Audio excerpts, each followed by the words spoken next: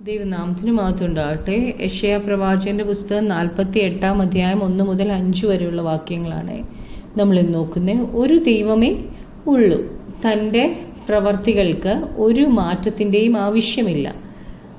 തനിക്ക് എല്ലാം അറിയാം, തൻ്റെ വഴികളെല്ലാം ശരിയാണ്. പണ്ട് ദൈവം പറഞ്ഞതെല്ലാം ഭാവിയിൽ ദൈവം നിവൃത്തിയാക്കുക തന്നെ ചെയ്യും.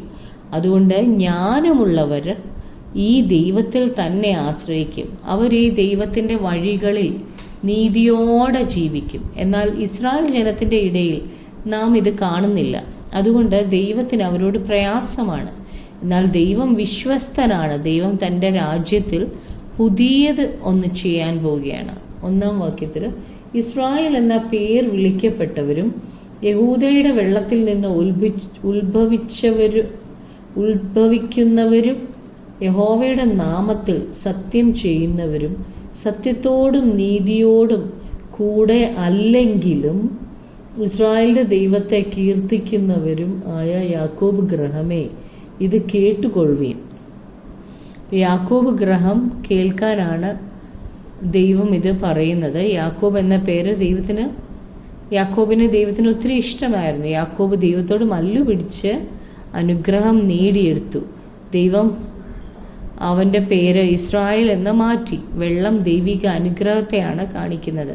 നീതിയോടെ ജീവിക്കണമെങ്കിൽ സത്യമുണ്ടായിരിക്കണം. എന്നാൽ ഇസ്രായേൽ അങ്ങനെ അല്ലായിരുന്നു. അവർ ദൈവത്തെ കീർത്തിക്കുന്നവരായിരുന്നെങ്കിലും സത്യത്തോടും നീതിയോടും അല്ലായിരുന്നു അവർ ജീവിച്ചത്. 2-ാം വാക്യത്തിൽ, അവർ തങ്ങളെ തന്നെ വിശുദ്ധ നഗരം എന്ന് വിളിച്ച് ഇസ്രായേലിൻ്റെ ദൈവത്തിൽ ആശ്രയിക്കുന്നുവല്ലോ. അവൻ്റെ നാമം സൈന്യങ്ങളുടെ യഹോവ എന്നാകുന്നു. ഇസ്രായേലിൻ്റെ ദൈവത്തിന് സകലവും സാധ്യമാണ്. സർവശക്തനാണ് ഇസ്രായേലിൻ്റെ ദൈവം. അവർ പറയുന്നത് അവർ ദൈവത്തിൽ ആശ്രയിക്കുന്നു എന്നാണ്. 3-ാമത്തെ വാക്യത്തിൽ, പൂർവ്വകാര്യങ്ങളെ ഞാൻ പണ്ട് തന്നെ പ്രസ്താവിച്ചു, അവ എൻ്റെ വായിൽ നിന്ന് പുറപ്പെട്ടു, ഞാൻ അവയെ കേൾപ്പിച്ചു, പെട്ടെന്ന് ഞാൻ പ്രവർത്തിച്ചു, അവ സംഭവിച്ചുമിരിക്കുന്നു. ഈ ദൈവം സർവശക്തൻ മാത്രമല്ല, താൻ വിശ്വസിക്കാൻ യോഗ്യനുമാണ്.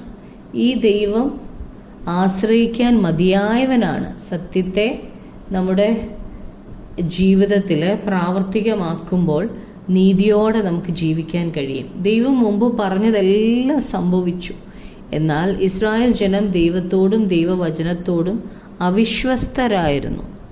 4-5 വാക്യങ്ങൾ വായിക്കുമ്പോൾ, നീ കഠിനൻ എന്നും നിന്റെ കഴുത്ത് ഇരുമ്പ് ഞരമ്പുള്ളതെന്നും നിന്റെ നെറ്റി താമ്രമെന്നും ഞാൻ അറിയുക കൊണ്ട് ഞാൻ പണ്ട് തന്നെ നിന്നോട് പ്രസ്താവിച്ചു. എൻ്റെ വിഗ്രഹം അവയെ ചെയ്തു എന്നും എൻ്റെ വിഗ്രഹവും ബിംബവും അവയെ കൽപ്പിച്ചു എന്നും നീ പറയാതിരിക്കേണ്ടതിന് അവ സംഭവിക്കും മുമ്പേ ഞാൻ നിന്നെ കേൾപ്പിച്ചിരിക്കുന്നു. കഴുത്തിൽ ഇരുമ്പ് ഞരമ്പുണ്ടെങ്കിൽ തല കുനിക്കാനായിട്ട് പറ്റത്തില്ല. ഇസ്രായേൽ ജനം അഹങ്കാരികളായിരുന്നു. അവർക്ക് താഴ്മയില്ലായിരുന്നു. അവരുടെ ഹൃദയം കഠിനമായിരുന്നു. ഇത് ദൈവത്തിന് പണ്ടേ അറിയാമായിരുന്നു. പണ്ട് തന്നെ ദൈവം അത് പ്രസ്താവിച്ചായിരുന്നു. അവരുടെ സ്വഭാവത്തെക്കുറിച്ച് മുമ്പേ അറിയാമായിരുന്ന ദൈവം പറയുന്നത് അവർ അവരുടെ വഴികളിൽ കഠിനമായിട്ട് തന്നെ നടക്കട്ടെ എന്നാണ്.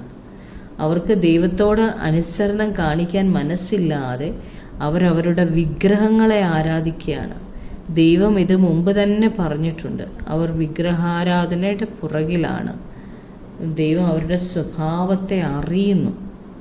നമുക്ക് പ്രാർത്ഥിക്കാം. കർത്താവായ യേശുവേ, കർത്താവെ, ദൈവം ഒരുവനെ ഉള്ളല്ലോ കർത്താവെ. ദൈവത്തിന് മനുഷ്യർക്കും മധ്യത്തിൽ ഒരു മധ്യസ്ഥനെ ഉള്ളല്ലോ കർത്താവെ.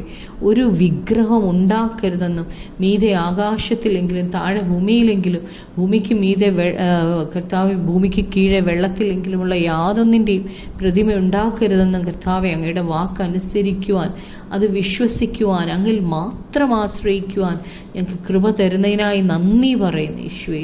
അവസാന ശ്വാസം വരെയും കർത്താവെ അങ്ങിൽ മാത്രം ആശ്രയിച്ച് ജീവിക്കുവാൻ ഞങ്ങളെ പഠിപ്പിക്കണമേ. ഞങ്ങളുടെ പ്രാർത്ഥന കേട്ടതിനായി നന്ദി. യേശുക്രിസ്തുവിൻ്റെ നാമത്തിൽ തന്നെ. ആമേൻ.